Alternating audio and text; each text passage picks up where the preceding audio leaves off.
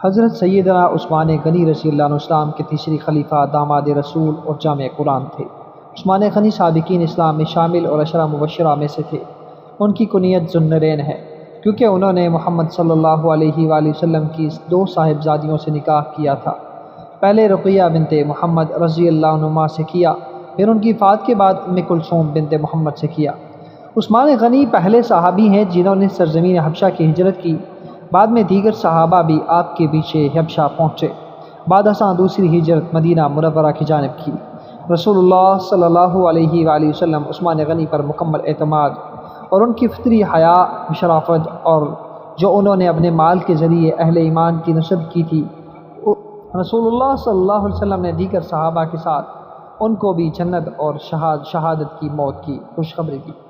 سن 23 ہجری 644 عیسوی میں حضرت عمر بن خطاب رضی اللہ عنہ کی شہادت کے بعد مشورہ سے آپ کو خلافت کی ذمہ داری سونپی گئی، جسے انہوں نے 644 سے 656 عیسوی تک انجام دی۔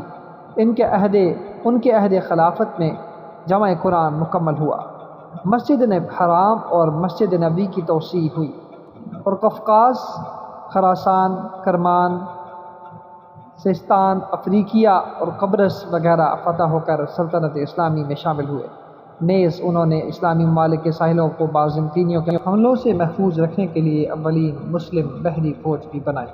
خلیفہ سوئم سیدنا عثمان غنی کا تعلق قریش کے معزز قبیلے سے تھا۔ سلسلہ نسب عبد المناف پر رسول اللہ صلی اللہ علیہ وسلم سے جا ملتا ہے۔ سیدنا عثمان ذو النورین کی نانی نبی اکرم صلی اللہ علیہ وسلم کی پھوپھی تھی اور آپ کا نام عثمان اور لقب ذو النورین ہے۔ اسلام قبول کرنے والوں میں آپ سابقون الاولون کی فہرست میں شامل تھے۔ آپ نے خلیفہ اول سیدنا ابوبکر صدیق کی دعوت پر اسلام قبول کیا تھا۔ آپ حضور اقدس صلی اللہ علیہ وآلہ وسلم پر ایمان لانے اور کلمہ حق پڑھنے کے جرم میں سیدنا عثمان غنی کو ان کے چچا حکم بن ابی العاص نے لوہے کی زنجیروں سے باندھ کر دھوپ میں ڈال دیا۔ کئی روز تک العہد مکان میں بند رکھا گیا۔ چچا نے آپ سے کہا کہ جب تک تم نئے مذہب اسلام کو نہیں چھوڑو گے آزاد نہیں کروں گا۔ یہ سن کر آپ نے جواب میں فرمایا کہ چچا، اللہ کی قسم میں مذہب اسلام کو کبھی نہیں چھوڑ سکتا اور اس ایمان کی دولت سے کبھی دستبردار نہیں ہوں گا۔ سیدنا عثمان غنی اعلیٰ سیرت و کردار کے ساتھ ثروت و سخاوت میں بھی مشہور تھے۔ رسول اللہ صلی اللہ علیہ وسلم نے فرمایا کہ جنت میں ہر نبی کا ساتھی اور رفیق ہوتا ہے، میرا ساتھی عثمان ہوگا۔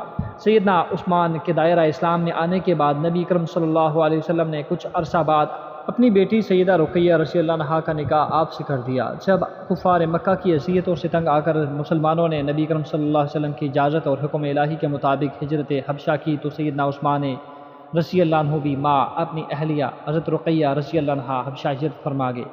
جب حضرت رقیہ رضی اللہ عنہا کا انتقال ہوا تو نبی اکرم صلی اللہ علیہ وسلم نے دوسری بیٹی حضرت ام کلثوم رضی اللہ عنہا کو آپ کی زوجیت میں دے دی۔ اس طرح آپ کا لقب ذو النورین معروف ہوا۔ مدینہ منورہ میں پانی کی قلت تھی جب سیدنا عثمان غنی نے نبی اکرم صلی اللہ علیہ وسلم کی اجازت سے پانی کا کنواں خرید کر مسلمانوں کے لیے وقف فرمایا۔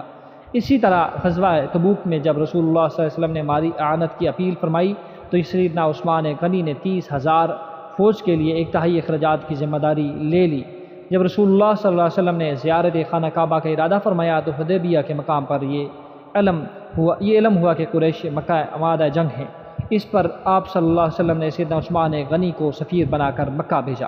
قریش مکہ نے آپ کو روکے رکھا تو افواہ پھیل گئی کہ سیدنا عثمان غنی کو شہید کر دیا گیا۔ اس موقع پر 1400 صحابہ سے نبی کرم صلی اللہ علیہ وسلم نے بیعت لی کہ سیدنا عثمان غنی کا قصاص لیا جائے گا۔ یہ بیعت تاریخ اسلام میں بیعت رضوان کے نام سے معروف ہے۔ قریش مکہ کو جب صحیح صورتحال کا علم ہوا تو امادہ صلح ہو گئے اور سیدنا عثمان غنی واپس آ گئے۔ خلیفہ اول سیدنا ابوبکر صدیق رضی اللہ عنہ کی مجلس سے مشاورت کے آپ اہم رکن تھے۔ امیر المؤمنین سیدنا عمر کی خلافت کا وصیت نامہ آپ نے ہی تحریر فرمایا۔ دینی معاملات پر آپ کی رہنمائی کو پوری اہمیت دی جاتی۔ سیدنا عثمان غنی رضی اللہ عنہ صرف کاتب وحی ہی نہیں تھے بلکہ قرآن مجید آپ کے سینے میں محفوظ تھا۔ آیات قرآن کی شان و نزول سے خوب واقف تھے۔ بطور تاجر دیانت و امانت آپ کا طرح امتیاز تھا۔ نرم خو تھے اور فکر آخرت ہر دم پیش نظر رکھتے تھے۔ نبی کرم صلی اللہ علیہ وسلم کا ارشاد ہے کہ عثمان کے حیا سے فرشتے بھی شرماتے ہیں۔ تبلیغ و اشاعت اسلام کے لیے فراخ دلی سے دولت صرف فرماتے تھے۔ نبی کرم صلی اللہ علیہ وسلم نے فرمایا کہ عثمان، اللہ تعالیٰ تجھے خلافت کی قمیص پہنائیں گے۔ جب منافق اسے اتارنے کی کوشش کریں تو اسے مت اتارنا یہاں تک کہ تم مجھے آ ملو۔ آپ کا زمانہ خلافت 12 سال کے عرصہ پر محیط ہے، جس میں آخری کے 6 سالوں میں کچھ ناخوشگوار حادثات پیش آئے جو بالآخر ان کی شہادت پر منتج ہوئے۔ چنانچہ جس روز آپ کا محاصرہ کیا گیا تو آپ نے فرمایا کہ مجھ سے رسول اکرم صلی اللہ علیہ وسلم نے عہد لیا تھا کہ منافق خلافت کی قمیض اتارنے کی کوشش کریں گے، تم نہ اتارنا، اس لیے میں اس پر قائم ہوں اور صبر کر رہا ہوں۔